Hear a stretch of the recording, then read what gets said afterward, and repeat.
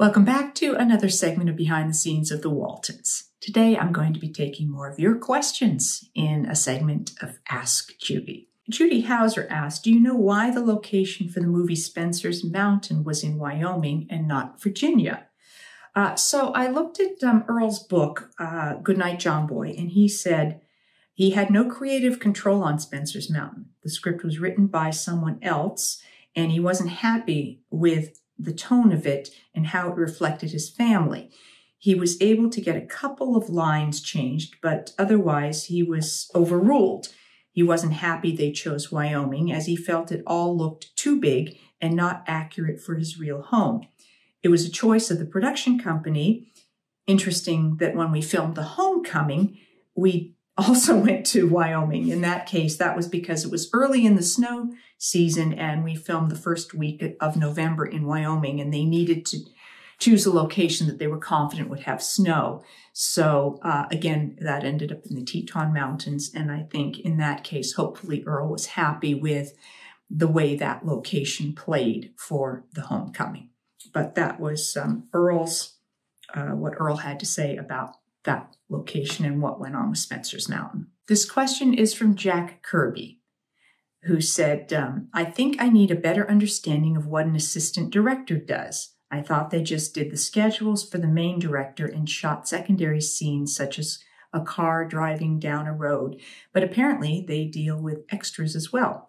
What is the list of duties?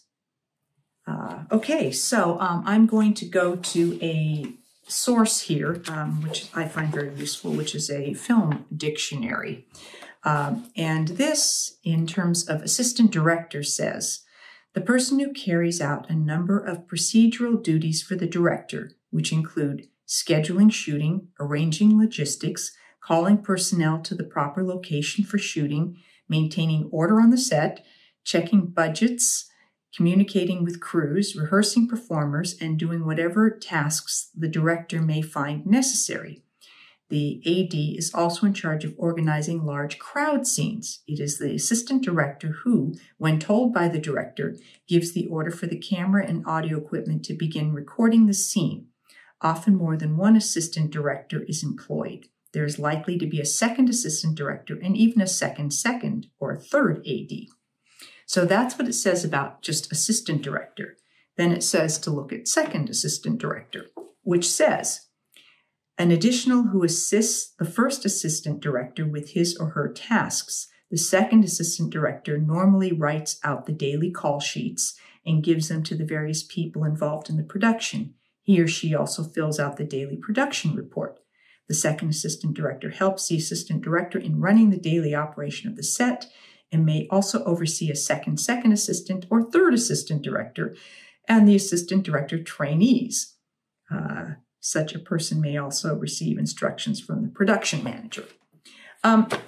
So what I recall from our set, and I'm just talking from an actor's perspective, is that the second AD was usually the person who you came and checked in with in the morning to say, I'm here, and they would tell you to go to hair or makeup or go to wardrobe. They're the one who comes to get you and call you to the set when they need you. That was the person who would come and pull us out of school when we were in school. So all of that sort of stuff. And the person you sign out with at the end of the day and gave us the call sheets. So they were, they did a lot of those sorts of tasks. That was the stuff that I saw. And then the first AD was always like right there on set with the director and helping to organize anything that was needed. They'd make sure that when there was a company move that they'd make those calls and get, everything moving. And then, yes, would be right there with the director for the actual filming. And they also would be with the director in the pre-production to help with the scheduling. So scheduling boards and how the sequence of filming went, all of those were duties within the bounds of the assistant director and second assistant director. And then, as mentioned, the first AD was the one who, when there was extras, would direct the extras. Okay, we need some crosses here, or you people over there, or, would bring them together and coordinate them. So those types of things. I'm sure there's a whole long list, and at some point when John Dayton is back with me, I will have him go into more detail on those tasks.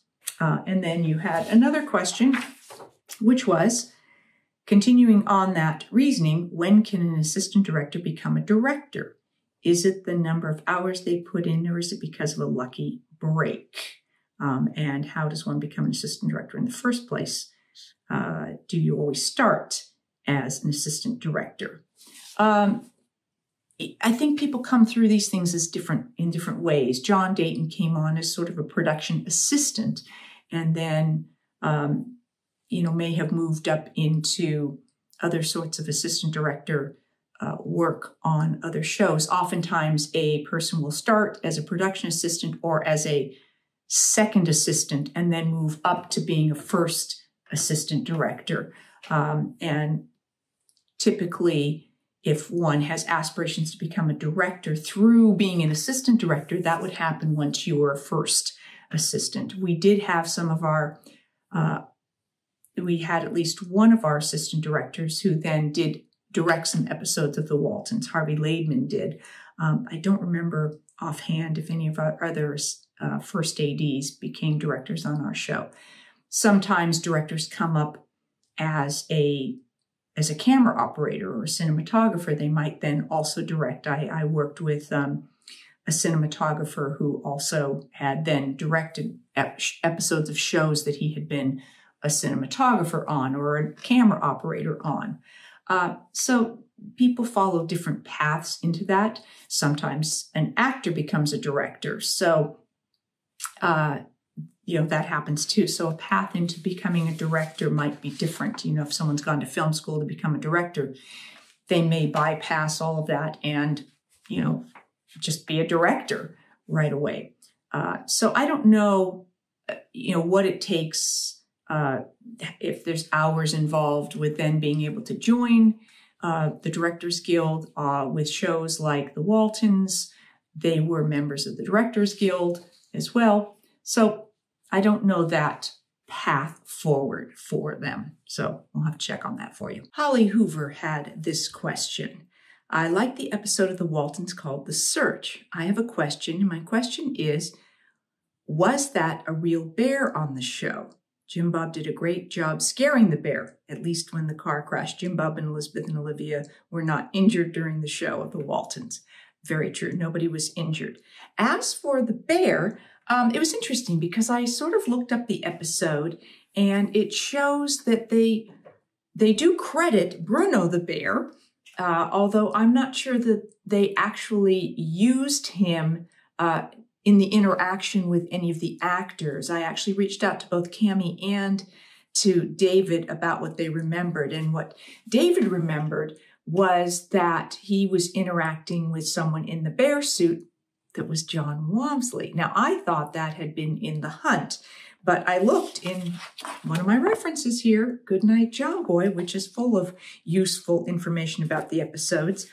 And in here, it says, this is from John Walmsley. He said, in this episode, Olivia, Jim Bob, and Elizabeth are lost in the woods and threatened by a wild bear.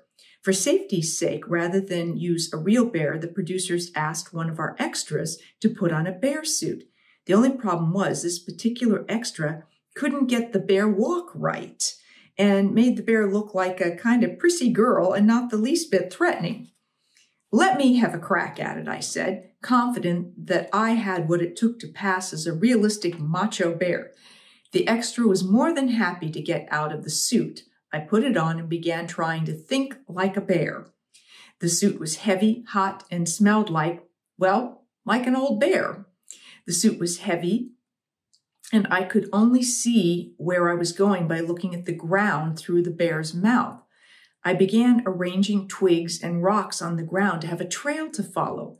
I was getting overheated, out of breath, and feeling very claustrophobic. After several takes, we finally had some bear footage that was deemed acceptable. When the show aired, the suit looked fine, but the bear was looking at the ground the whole time, trying to follow the trail of twigs and rocks. So the next time you see the episode, look for the awkward-looking, nearsighted bear stumbling through the bushes, trying to find his mark. That's me. So evidently, John Walmsley was in the bear suit in the episode The Search. So there you go. You never know what might be lurking in an episode of The Waltons. That's what I have for you for this segment of Ask Judy. If you're enjoying these, please do hit like and subscribe. I'll be back with more behind the scenes of The Waltons and more Ask Judy. Thanks for watching.